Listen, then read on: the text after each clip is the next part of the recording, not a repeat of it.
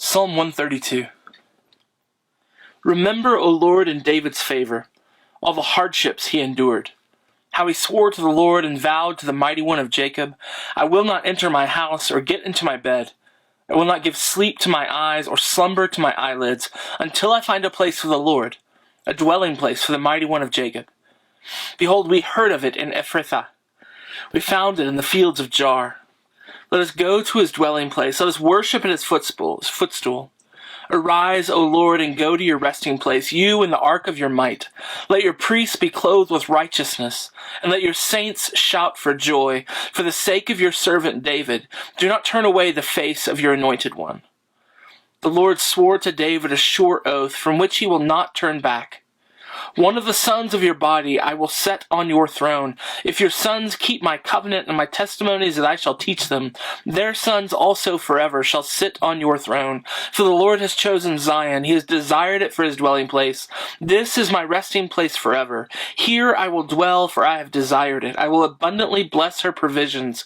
I will satisfy her poor with bread. Her priests I will clothe with salvation, and her saints will shout for joy. There I'll make a horn to sprout for David.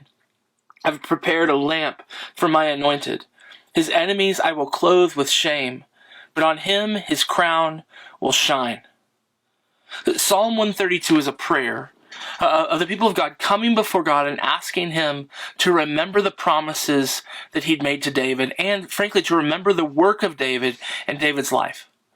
In the psalm, they bring to remembrance before God this prayer, that this work that David, this oath that David had actually sworn to God, that he wasn't going to give himself rest, that he was going to dedicate his whole life, all the work of his life, to establishing a dwelling place, a resting place for God in the midst of the city.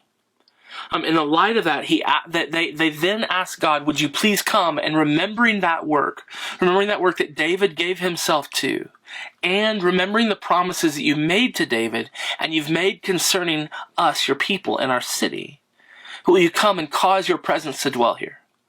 Will you fill us with joy because you're here, because you haven't turned away, you haven't left us, but rather you've remained with us, you've put yourself in the midst of our city, in the midst of our temple. But would you clothe our priests with righteousness? And would you fill your people with joy? And now, how do we as Christians pray that prayer?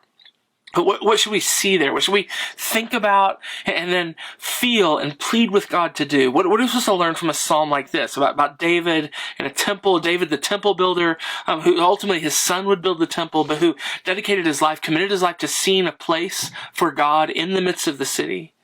What do we think about temples anyway? How does this all work? And priests and priestly garments?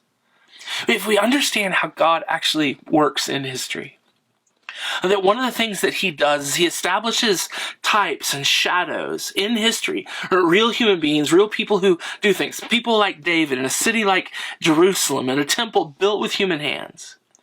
And he establishes those to be shadows or seeds that then grow into their fulfillment, or the fullness of what those things are in the New Testament. And in the Old Testament, David is a type of Christ. He is a foreshadowing, a seed, if you will, of ultimately his son, Jesus, who would come. David is a type of the Messiah. He's the anointed one, and Jesus is the anointed one. David is the one who gives his life to see a temple, a dwelling place established for God in the city that ultimately passes on to his son. But Jesus is the temple builder. He is both David's son and the one who committed himself, gave his life literally on a cross to build a temple. Not a temple built with human hands, not a temple built out of stones that sits in one city off the Mediterranean Sea. No, who spills his blood and gives his body to establish the true temple, the real temple, made up of living stones, as Paul will say in Ephesians, that are being built together into a house, a dwelling place for God. A new temple, the real temple, the temple of which the old temple was a shadow and a seed, grown up to maturity in the temple called the church. So when you keep that kind of framework, those echoes of those types in mind as we read a psalm like this, One you can see the majesty of Jesus, the commitment of Jesus to say, well, one of the things that he died to do was to establish, to build the church. Which means we shouldn't treat lightly the church.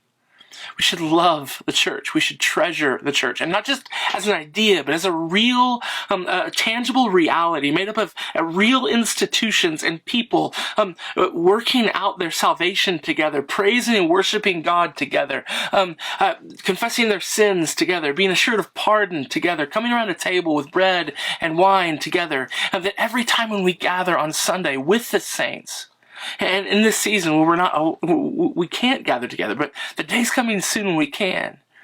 Oh, we should be reminded every time we gather as the church, Jesus Christ swore an oath and gave his life to see this thing built. And with that in mind, we should offer these kinds of prayers to God. We should say to him, arise, come and dwell among us. Go to your resting place. This church is to be the resting place of God. Let your priests, let your priests be clothed in righteousness. And let your saints, let your people, your holy ones, shout for joy. And the basis for that prayer is the work of Jesus. And in that work, then the psalmist here grounds and promises that we can claim. But first, that the Son of David, that Jesus would sit on his throne to reign and to rule forever and ever and ever. And that's in verses 11 and 12. That promise made to David is fulfilled in and for and through Jesus, the Son of David, who will reign forever. And so we cry out to God that he would dwell in his people, among his people, the church, never forsaking us. Why? Because look at the work of Jesus first. That's the first few verses. And then in verses 11 and 12, to remind God of the promises that he made to David concerning Jesus. And then last, starting in verse 13, I'm holding out to God the fact that he has chosen us. He's set his affections on us. He's elected us. He's predestined us. He's chosen us, the church, to be his dwelling place. To be the place where his name is known, where his presence is experienced, where he goes and he dwells with and among his people forever, where he protects us, where he cares for us, where he nurtures us, again, in the church. I mean, this prayer is beautiful, and it's jarring to us because so many of the prayers we offer don't have in mind this body, this real tangible body called the church that we experience and live faithfully in the midst of through this thing called the local church. As we worship with that church, as we commune with that church, as we eat with that church, as we worship with that church, with real tangible human beings doing life together, praying together, worshiping together. And oh, may we worship together in God's presence soon. But then claiming those promises, holding up the work of Jesus, we ask him to bless us, provide for us, to care for us, and to dwell with us.